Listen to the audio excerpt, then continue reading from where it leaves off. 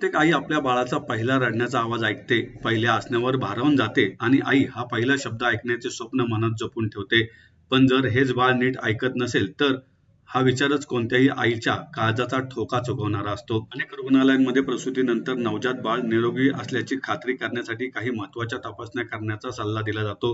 मात्र या तपासण्यांचा खर्च परवडत नसल्याने अनेक कुटुंबांकडून त्या पुढे ढकलल्या जातात किंवा टाळल्या जातात.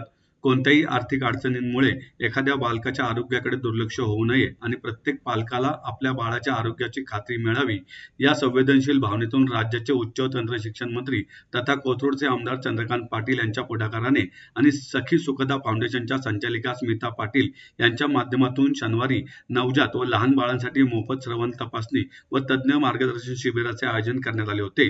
जवळपास 100 बालकांची यावेळी तपासणी करण्यात आली. शिबिरात सहभागी झालेल्या अनेक मातांनी आपल्या बाळाच्या तपासणीचा अहवाल पाहिल्यानंतर सुटकेचा निश्वास टाकला, तर काहींच्या डोळ्यात नकळत आनंदाश्रू दाटून आले. अनेक मातांच्या ओठांवर एकच भावना उमटली, आई, खरंच माझं बाळ ऐकतंय. या शिबिरामुळे अनेक पालकांच्या मनातील अनामिक भीती दूर झाली, तर काहींना पुढील उपचारांची दिशा मिळाली.